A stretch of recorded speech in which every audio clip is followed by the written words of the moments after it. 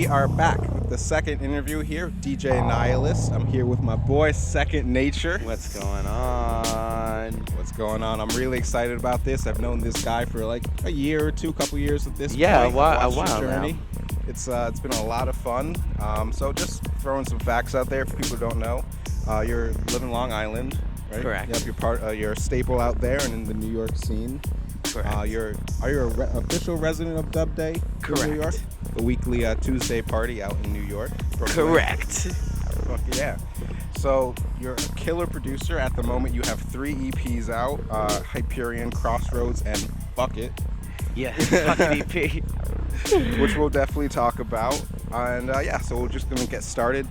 So I want to start by just talking a little bit about your past. Before Second Nature, you were in a live band called B.M.O, correct? So B.M.O was my first DJ producer name. I was going by that from 2014 to 2017. And around 2016, I started jamming with my buddy Matt and my buddy Russell on guitars and drums respectively. And we kind of decided, fuck it, we're going to have some fun. And we were doing the live band B.M.O thing from 2016 to 2017. We did one full EP with that, and then I did an EP by myself, and then we did live edits of it. And we did a bunch of mixes as the live band, played a bunch of shows, and had fun. And then rebranded to Second Nature in 2018, and here we are. Yeah. So for the live band, you did most of the production, and then there was more instrumentation. No. So with B.M.O, it was a lot more freeform and experimental. Okay. My productions at the time were not up to snuff. So Right. So what I was producing was more of like a learning curve for me, and I was DJing. I was really creating like mixes and vibes and edits and trying to figure out like what people liked, what people didn't like.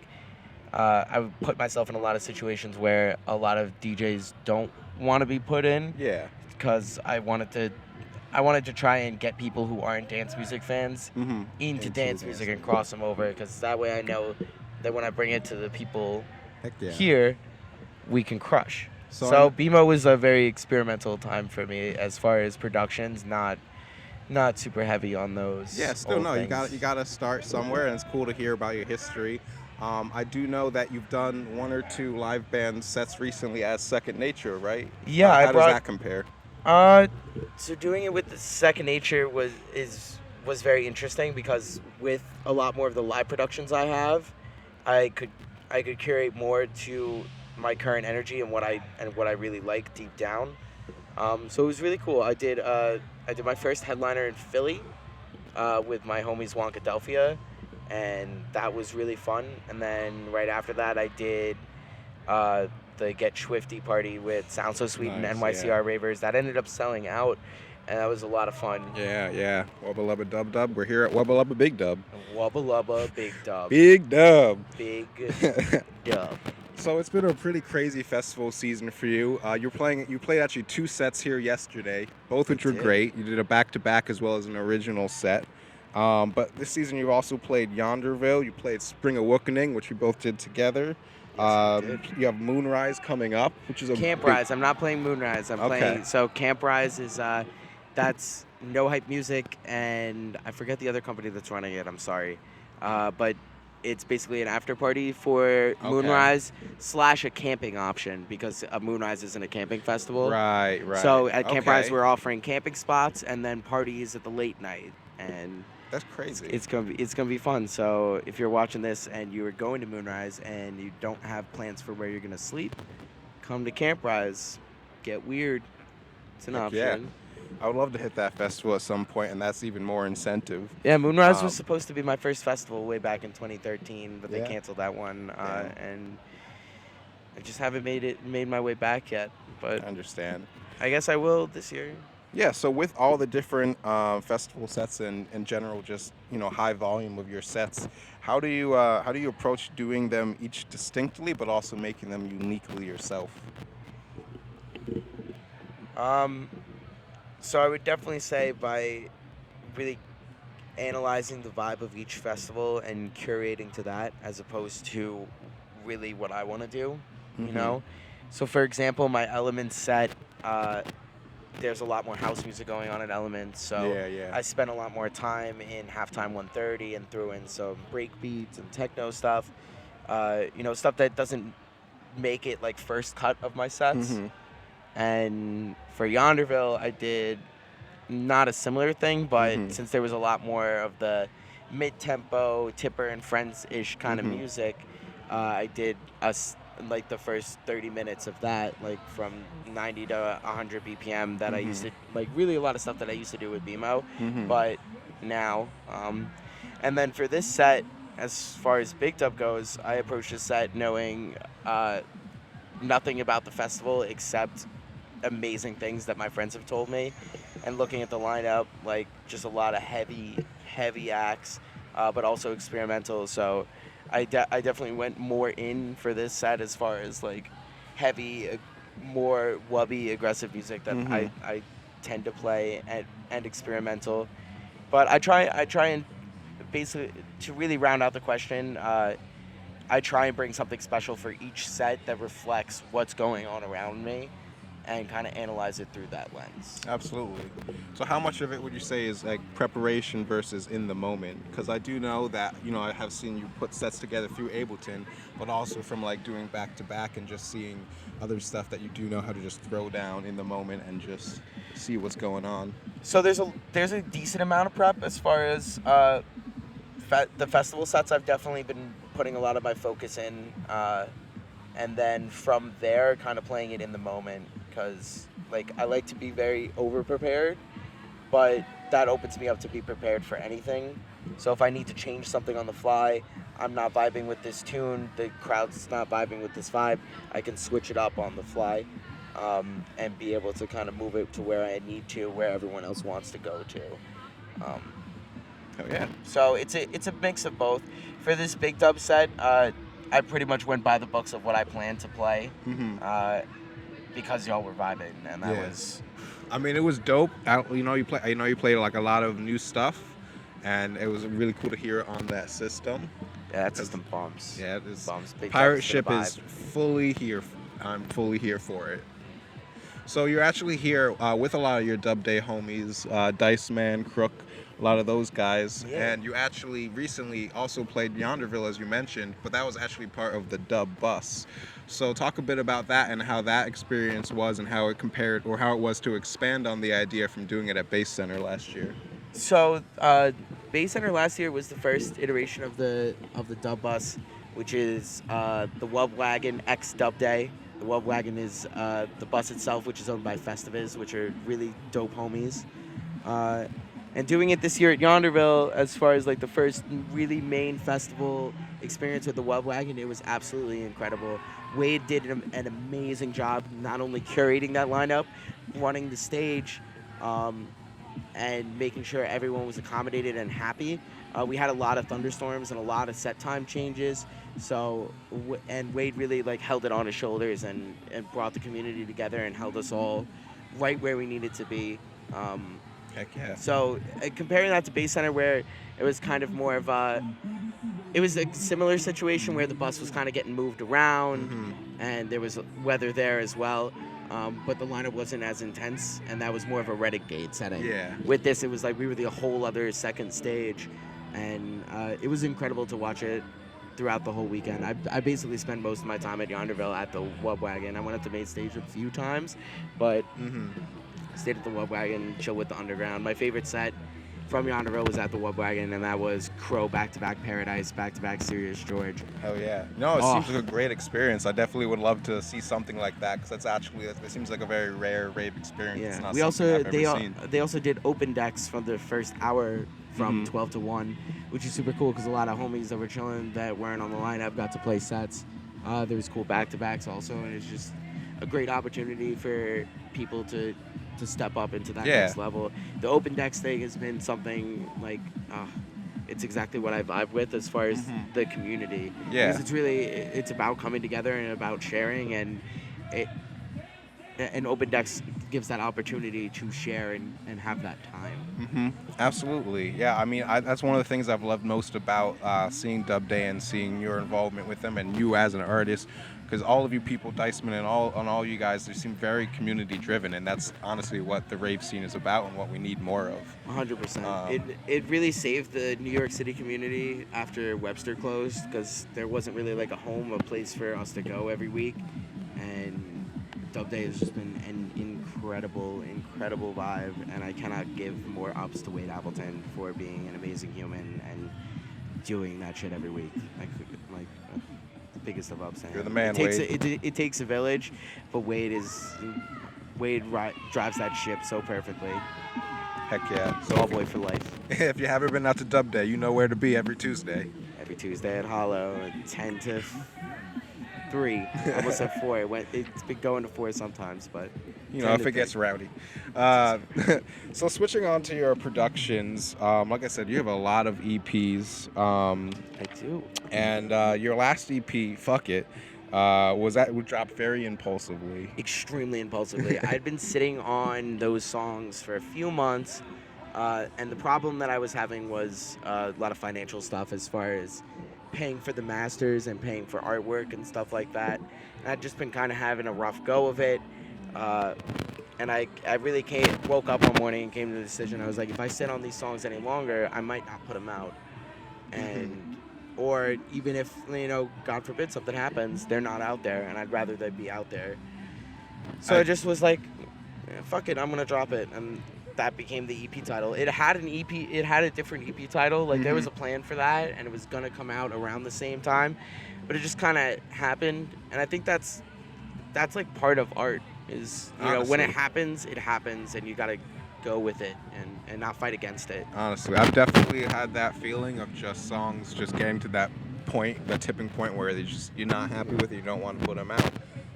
But there's definitely the business part of putting out songs and planning release schedules, but sometimes you just gotta go for it, you know? 100%. Yeah, no, it's all about the artistry. Yeah, it's all about taking risks, you know? Seeing if they work.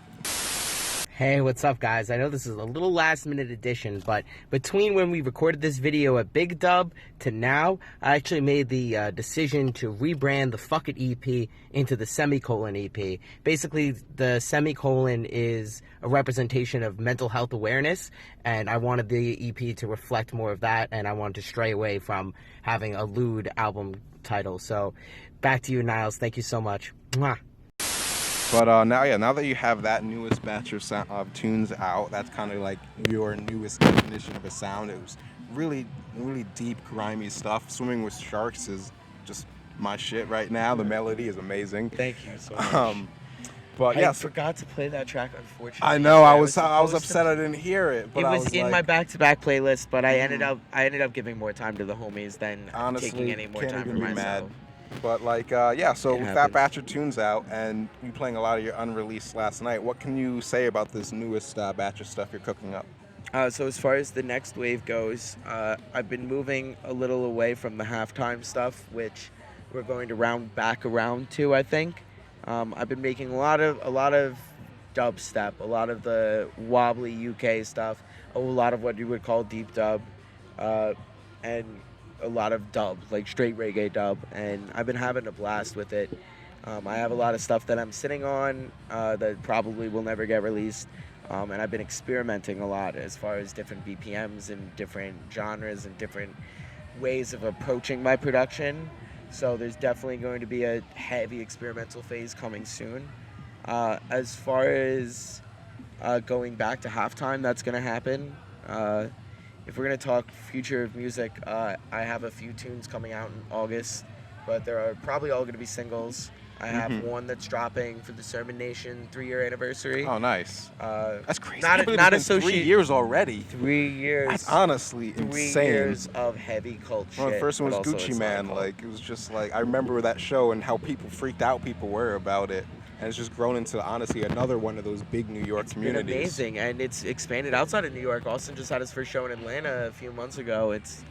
It's beautiful. I only really started going to Sermon last year, and it's been incredible so far. Austin's the man. He definitely knows what he's curating his stuff, and that's why I sampled him and made a dubstep tune. So Yes. I wasn't gonna put it out originally. I was just gonna share it with friends, but That's I- the I- one's coming out with them. it's not coming out with them. Okay. I'm just putting it out for the Sermon Okay. 3-year anniversary. It's not gonna be associated with Sermon at all. Okay, It's okay. just Still. like a here. Happy 3 years of Sermon. Yeah, no, it's a community. It's a community gift to the Exactly. community. And then there's probably going to be my collab with Dr. Easy dropping sometime after that. August 22nd, I think. Me and Adam locked in a date for a Keeping It Underground single. Okay, That's nice. that track's called Salmonella, and that's been one of my favorite. Yeah, you productions played that to play last out. night. That was cool. Yeah, that got a really good crowd reaction. That was the only spin back I did. Oh yeah. So I'm excited for that track to come out. Then, right before I play Carnival of the Arts, late August, I have a collab that I've been sitting on with my buddy Right Mind since last year. We're gonna finally put that out, and put that boy on because he's incredible. And then September, probably another all natural mixtape, Nice. Yeah, side yeah, B, yeah. which will showcase a lot of the weirder stuff that I've been making and the halftime I've been sitting on, stuff like that. And then I'm as far as past that, I don't know what October, November, December leads for me. I have a few ideas of stuff that's going on, but I'm not trying to lock myself into any sort of releases Yeah. No, just keep on past working. September, and whatever happens. I have a few things that are working in the pipeline that will maybe work out for September, October, but I'm in a place where I don't know if I want to do not a full-on album, but a long play, an LP, and do like 8 or 9 songs, or if I want to do another few EPs. Yeah, I So- mean, I constantly see you working on stuff. Like, you're constantly posting on social media with your stories and all that. And it's really cool to see you with that kind of consistency. And, yeah, so, I mean, I'm sure you're cranking out a lot of stuff, and the cream that will rise to the top. Yeah, that's really been the vibe I'm on. My best friend Matt, he's a hip hop producer, and he got me doing this thing where you make 3 beats a day. Actually, I think Smokestack's homie Ethan did that with Research Chemicals. He made like 3 beats a day and then compiled the best ones into an album. I don't have time like that to sit down and make 3 beats a day, so I've been doing just anytime I turn on my computer, do one thing in Ableton, and I've been making a bunch of cool tunes from there and experimenting a lot. And even if it doesn't go anywhere, it just gets me started to like work back on stuff. It's been really hard juggling, moving around all over the place and doing like decently heavy touring and being able to sit down and produce and give time to it, and not force it where like have things just happen naturally. But yeah, I've kind of just started finding the workflow that works for me, and it's been just writing and not going to question it. Absolutely. So yeah, speaking just a bit more about workflow, I did want to know what kind of your approach to song making was, or more how you thought about making songs different, because I know a lot of them seem very like theme based, things like Mario's Stash or like Crocodile Sneeze or Crunch, which I fucking love with that sample from the Tootsie Roll Pop classic. Yeah, that was the first time that I played that at a festival. Actually, I didn't play it at I played it at Springer Awakening, but I didn't play it at Elements. I didn't play it at Yonderville, and Big Dub just seemed like the place to play it, and I was really happy with that reaction. As far as theme based, I approach each one really differently. Sometimes it'll Swimming with Sharks started with just the hi-hats. I was just making a hi-hat pattern, and from there it evolved. One of the tracks that I played last night came from I was working on Patches and Serum, and it just became this nasty big thing. So I don't really have like a system for making music. It just kind of ends up happening. I do try and round it out to a theme or an idea to kind of give more like emphasis and depth to it. Yeah, paint a picture of sorts. Yeah. So like even like with Crocodile Sneeze, that was almost like an afterthought. That sample, I was just kind of like, I was really into One Piece at the time. I still am, but that was like when I was heavy fucking with One Piece, and that sample came up, and I was like, you know what, this'll fit right here. And so I like to do things like that. No, yeah, I mean, I love when those little moments when things just come together that you wouldn't expect, or it's just the perfect little puzzle piece. And to it that. always comes at unexpected times. Like with Crunch, I just had the idea to sample that Tootsie Roll Pop as a snare, and that song became what it was. I love it. Love it. Thank you, boy. Fuck thank yeah. you, thank you. So Shout yeah. out No Hype and Gradient Perspective on giving the support on that track. Yeah, so it's a great one. Yeah, just for the last question I have, really, getting a bit more personal. You mentioned before financial troubles, and I know on social media, as an artist, you're someone who is not afraid to put your vulnerabilities and your hardships out there. But you're also, again, someone who just has a great work ethic, is not afraid to put your head down and just crank out tunes. So what would you say to other producers out there as far as just, rolling with the punches and, just walking on this path and just, following your dreams? That's a deep one for sure.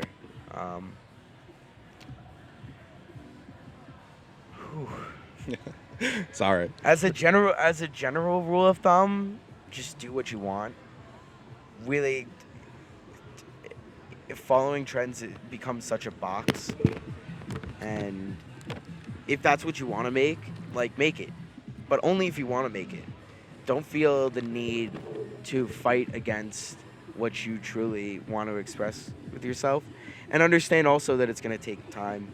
It's not something that's going to happen in a day. Some people it does happen for, and it's amazing to watch it happen, but it's very rare. Some people take 5 years to figure it out. It took me a really long time to get to where I am right now, and I'm still not where I want to be. But I can't express enough how much time you have to dedicate to it, how much of your soul you have to dedicate to it, and it's also how you want to look at it. I think really the main advice I could give to anyone who wants to get into production or who's doing it and needs some fresh inspiration, figure out what you want to get from it. Are you doing it just for fun to make tunes and have fun with homies and play stuff? Are you trying to create a vibe, a specific sound that you want people to hear? Do you want to create a community? Do you want to be a part of a community? Do you want to help people get through hard times? Do you want to just make them rage their faces silly? What do you want to get out of your music, and then let that reflect in it and your entire perception of your art? I don't think I can say anymore. If I do, I'll probably fuck it up. Honestly, that was... Damn. That was sick. I don't know what to say from there. Is there anything else you want to say to the people watching or the beautiful people here at Big Dub?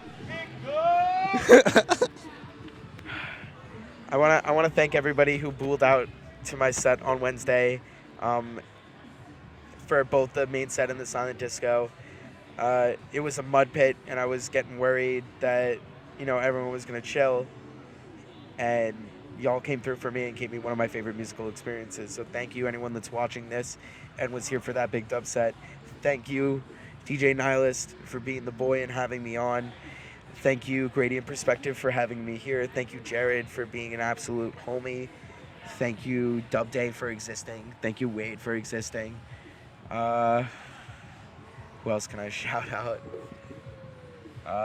Shout out Kevin Crook, Jizzy Fra, and the homie Luna Jane Jewelries. They came with me on this adventure, and we're all camped up together. So we're out here. Shout out Smoky Boys, who are playing tonight, Solely and Smokestacks. Shout out the back-to-back homies that came up last night, Crook, Brella, Sketchy Pete, Choppy Oppy.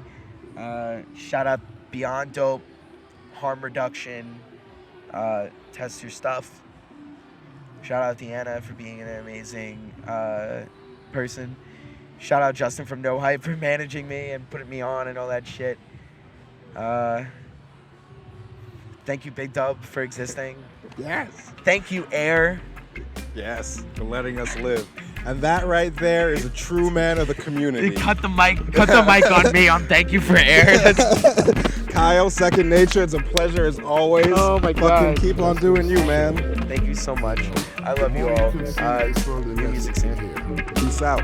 subscribe, like if you like, and we'll see y'all next time. Yer.